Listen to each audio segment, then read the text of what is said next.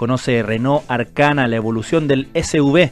Gracias a sus 6 airbags integrados y el completo sistema de seguridad, Renault Arcana está a otro nivel. Cotiza el tuyo en Renault.cl.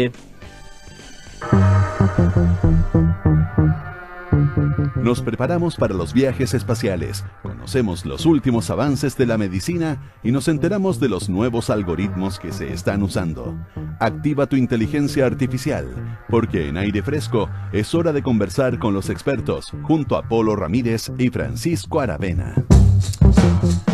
Así es, solo que Polo Ramírez no está, como yo les dije, pero trataremos de hacer el trabajo, ¿no?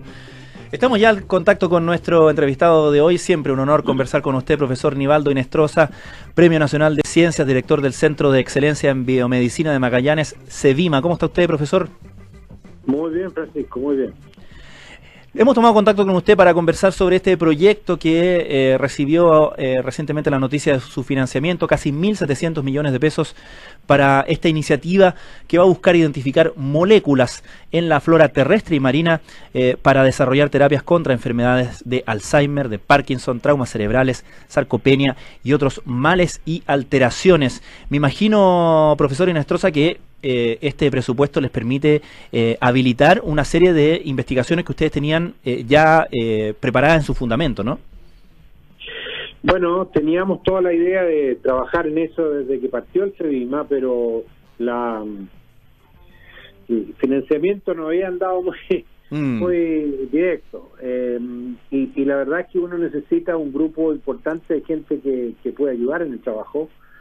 Este es un proyecto de 3 años, en que es de alrededor de 1.700 millones y eso nos va a dar una suerte de tener del orden de 500 millones por año, lo que es bastante bueno, sobre todo porque en este momento tenemos a 4 investigadores seniors acá, y la verdad es que lo que necesitamos es gente que esté a nivel del doctorado o postdoctorado, con muchas ganas de trabajar y poder armar el equipo. No sé, pues necesitamos 20 personas, una cosa así. Profesor, usted ha hecho una notable carrera de investigación, particularmente en torno a la enfermedad de Alzheimer, pero y precisamente en torno a la identificación de moléculas que puedan permitir terapias para enfermedades como aquella en la flora local. Particularmente, usted lleva un tiempo ya también persiguiendo esa línea, ¿no? Sí, bueno, curiosamente, desde que partimos trabajando en enfermedad de Alzheimer, tuvimos acceso a ciertos compuestos, productos naturales de plantas, algunas de Chile, como la hierba de San Juan, la hiperforina, por ejemplo, y también tuvimos acceso a una planta de la India que tiene que ver con la medicina ayurvédica, que es el andrografolido, que nosotros lo abreviamos como andro. Y en ambas cosas avanzamos bastante. En el caso de la hierba de San Juan estuvimos a punto de iniciar los estudios clínicos, pero fue justo cuando se le ocurrió a alguna comisión del Parlamento, ¿no? Sacar una ley que fue una muy buena ley, que se llamaba Los Derechos y los Deberes de los Pacientes, pero incluyó ahí que no se podían hacer estudios en personas con problemas cognitivos, pensando que no tenían capacidad de discernir, si estaban de acuerdo o no. Es lo mismo que le pasa a los niños chicos, pero las mamás dicen, ya, véalo nomás, doctor, en fin, y en este caso no fue posible. Ahora, esto, el único país del mundo en que pasa esto es en Chile, pero bueno, nunca se ha podido dar vuelta a eso, realmente ha sido muy complicado, así que cortamos por lo sano de identificar moléculas chilenas que fueran particularmente cercanas a la región de la región subantártica, antártica, porque es un grupo de, bueno, hay distintos tipos de plantas, de hongos, etcétera, de donde se va a sacar estos algas. La gracia que tienen las que están en esta región es que son muy particulares de esta zona, o sea, no hay en el resto del mar de Chile y en otros lados el tipo de plantas y hongos, etcétera, que se encuentran acá. Esa es una cosa importante. Por otro lado, bueno, eso tiene que ver de luego con el hecho de que hay mucho viento aquí, hay eventualmente mucho frío, y entonces son plantas que han generado su defensa. Y ese es nuestro punto de ataque, es decir, vamos a ir detrás de estas plantas y no vamos a ir al norte, no vamos a ir a la Amazonía, sino que vamos a ir exactamente a esa zona. Y hasta el momento, ¿qué han identificado justamente en la flora terrestre y marina de esa zona que les permite, fundamentar, el inicio de esta investigación? ¿Qué compuestos han encontrado en esa zona? ¿Y con qué efectos, por cierto?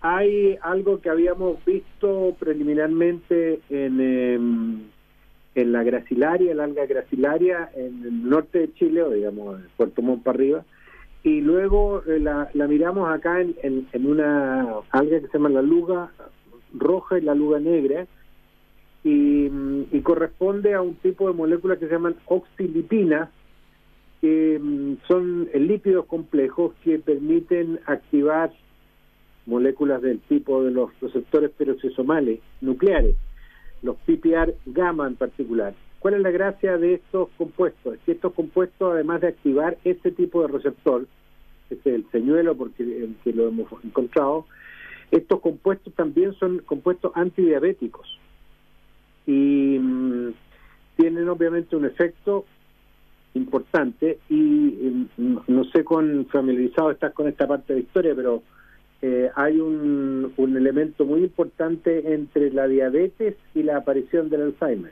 Ya, no tenía idea. Sí, tanto es así que cuando tú tienes, por ejemplo, ratones de tipo diabético y les miras el cerebro, aparecen placas seniles que son típicas de la enfermedad de Alzheimer. Incluso aparecen cosas como la fosforilación de la proteína tau, etcétera. Perdón, ¿esa es una característica, se ha mostrado su asociación o algún tipo de causalidad? Hay un efecto bastante, yo diría, de muy buena asociación. Yeah. La diabetes, sobre todo la diabetes no hereditaria, la diabetes de tipo 2 que se llama, aparece en el adulto mayor, y por lo tanto es también un elemento que contribuye a la neuroinflamación, que está muy de moda además hoy día, además de las proteínas que se agregan. Entonces contribuye a las cosas que aparecen en el Alzheimer. Esto la verdad es que se encontró de pura suerte. Ocurre que los pacientes con Alzheimer, este era un estudio que se hizo inicialmente en Finlandia, pacientes con Alzheimer son ya todos mayorcitos, pero junto con eso, además de tener Alzheimer, muchos de estos pacientes tenían diabetes. Entonces comenzaron a tratarlos con los agonistas de los PPAR, que como te digo son muy buenos elementos para tratar diabetes.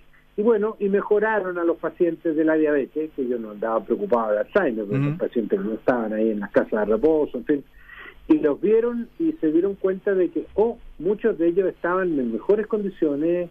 Dijeron, qué raro, ¿no será que esta droga antidiabetes nos puedan ayudar en el Alzheimer? Bueno, y ahí hicieron todo un estudio, y el estudio fue muy, muy interesante, y se presentó ya hace unos 5 años, 6 años tal vez, en la Sociedad de Neurociencia Americana, y produjo gran impacto. Entonces de ahí que se ha seguido buscando esto, y hay algunos investigadores, entre ellos Sergio Ferreira y su señora, que son de Río de Janeiro, que ellos y otros, pero me acuerdo de ellos que son más cercanos, acuñaron el término que el Alzheimer sería la diabetes de tipo 3. En fin, eso es una curiosidad de la diabetes. Ahora, y eso es lo que a usted los compuestos que tenemos. Eso le da una pista en el fondo de que si este compuesto es beneficioso, por lo tanto, en asociación podemos presumir que podremos encontrar soluciones terapéuticas para Alzheimer y otras enfermedades neurodegenerativas. Ahora, hay otros compuestos que ustedes han identificado, ¿no? Sí, hemos trabajado también en un compuesto que se se llama upersina. Upersina es un inhibidor de la acetilcolinesterasa que se conoce hace, yo diría, unos 15 años atrás, y que se obtiene de un pequeño helecho que hay en China, ¿ah? Y ese es, la planta se llama Lupercia serrata. Ahora, ¿qué tiene que ver China con esto? Bueno, ocurre que también aquí en la zona de los glaciares, en un glaciar, en el glaciar Tyndall, se encontró un helecho pequeñito que se llama también Upercia fueguina, porque es de Tierra del Fuego, digamos, o de esta zona. Y eso se ha caracterizado muy poco, pero lo importante que nos está guiando es que ese compuesto, la upersina, tiene varios efectos que nosotros y otra gente ha encontrado, que son del tipo de efectos neuroprotectores. Vale decir, cuando tú tienes una neurona, por ejemplo, del hipocampo, que es una zona importante para la memoria y aprendizaje, y la incubas con agregados del péptido amiloide, estas neuronas se sienten mal y si uno las deja mucho tiempo, eventualmente se muere. Entonces, tú con ese test haces competir compuestos que tú tienes purificados, como por ejemplo en este caso la upersina, y le pregunta: upersina, ¿tú vas a ser capaz de detener la muerte de estas neuronas que se van a morir porque le estamos dando el péptido amiloide? Y la upersina tiene un efecto muy muy interesante. Ocurre que tiene un efecto no solamente a nivel de las células, o sea, la célula no se muere, pero además tiene una función que sería específica a nivel de la energía de la célula, que es la mitocondria. Entonces vamos a estudiar exactamente qué es lo que está haciendo a nivel de la mitocondria, que ha resultado ser muy interesante este último año en muchos tipos de enfermedades. Estamos conversando con el profesor Nivaldo Hinestrosa, Premio Nacional de Ciencias, director del Centro de Excelencia en Biomedicina de Magallanes, CEBIMA. Profesor, usted estaba hablando recién o me comentaba a propósito de esta investigación o del inicio de la investigación en torno a moléculas encontradas en la flora nativa y mirando otros ejemplos como lo que sucede en India, me mencionaba también ejemplos en China, me mencionaba la Ayurveda. Quería preguntar, en esta investigación científica, tal como uno puede aprender de aquello que recogió hace mucho tiempo la medicina tradicional china, la medicina tradicional india, ¿hay cosas que aprender ahí? ¿Hay alguna fuente de información que tenga que ver con las poblaciones nativas indígenas de nuestro sur de la Patagonia, del territorio subantártico? Muy buena pregunta. Déjame primero contarte que un amigo mío, por esas cosas del destino, que cuando terminó su doctorado en la Universidad de Cambridge y después estuvo haciendo un par de postdocs en Estados Unidos, volvió a China. Y el gobierno chino le ofreció una universidad del interior para que él se dedicara a caracterizar las plantas chinas más interesantes y poder decir qué compuesto de las hierbas, porque eran mezclas de hierbas, qué compuesto era el que tenía, que efectivamente hacía la pega que se suponía que tal hierba hacía. Te comento esto porque dentro de esos análisis, resultó que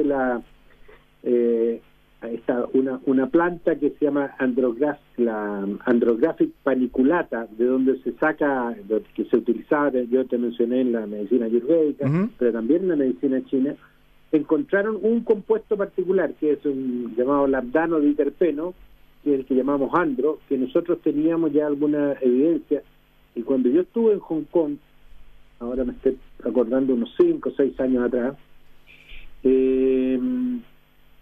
yo le dije, y de hecho hice un seminario sobre eso, y aquí le dije, le voy a hablar del andro, y que viene de la India, o la Ayurveda. No, me dijo, también es nuestra, también es china, y nosotros la encontramos en un compuesto que servía para bajar ¿cómo se llama? La presión. ¿Era la presión o no? Ahora estoy confundido con la presión. Pero tenía varios efectos, la usaban, por ejemplo, cuando la gente estaba un poquitito con resfrío y en fin, cosas de ese tipo. La cosa es que, bueno, dicho eso, te cuento que hay obviamente una suerte de literatura acumulada, y el Premio Nacional de Historia Mateo Martinich, de aquí de la zona de Magallanes, escribió un libro sobre las potenciales medicinas, y hay otras también de algunos sacerdotes que llegaron temprano por aquí a principios del siglo pasado, digamos. Y hay algunas cosas que se podrían estudiar ahí, pero mi impresión es que va a tomar tiempo, porque va a requerir conseguir la fabricación de estas mismas plantas, porque realmente aquí queda muy poca gente de los originales, digamos, ¿no? Sí. No, claramente ahí la fuente de información tiene que ser aquellos que han hecho registros de ese trabajo más, digamos, de los pueblos originarios de la zona. Ahora, profesor, finalmente estamos hablando de la instalación de este Centro de Excelencia en Biomedicina de Magallanes, que entre sus propósitos también está el potenciar el desarrollo de la ciencia justamente tan lejos, justamente ya no decimos desde regiones, sino que desde la región más lejos donde uno se puede instalar en el territorio nacional, ¿no? ¿Qué importancia tiene eso en el concepto general de las cosas? Bueno, la verdad es que aquí particularmente en Punta Arenas y en Puerto Natales hay hospitales, hay médicos, aquí en Punta Arenas hay una carrera de medicina ya, y hay otros personal que ayuda a los aspectos médicos, y lo que no había era un centro de biomedicina, en el sentido de que se estudiara y se hicieran investigaciones en aspectos que son preclínicos, ¿no? Antes de llegar a la clínica. Y bueno, el centro ahora tenemos un bioterio de alto nivel y vamos a poder hacer cosas, porque te digo que aquí no había ni un ratón ni una rata para hacer nada. Nadie conocía esto, ni siquiera en los colegios les podían mostrar, porque no habían animales. Y aquí, cuando se hacían esos estudios para caracterizar la presencia no de toxinas marinas en los bivalvos, que de repente estaban menos contaminados, había que traer los ratones de Santiago y hacer los estudios. Entonces, desde ese punto de vista es como abrir los ojos a lo que es la biomedicina, y eventualmente el poder traer para acá muchos personas que se formaron, que nacieron acá pero que se fueron a formar afuera, y finalmente terminaron todos quedándose en distintas partes. El profesor Jaksic es de aquí de Porvenir, que está al frente, Pancho Bocino, ha hecho la misma historia, él es de croata, por el lado de acá, de Punta Arenas, en fin. Y entonces, ellos no tenían cómo, si bien ellos son más bien del área de ecología, pero igual hay otros, estoy pensando en Boric, un primo del presidente, Mauricio Boric, que fue colega mío en la Católica y ya está jubilado.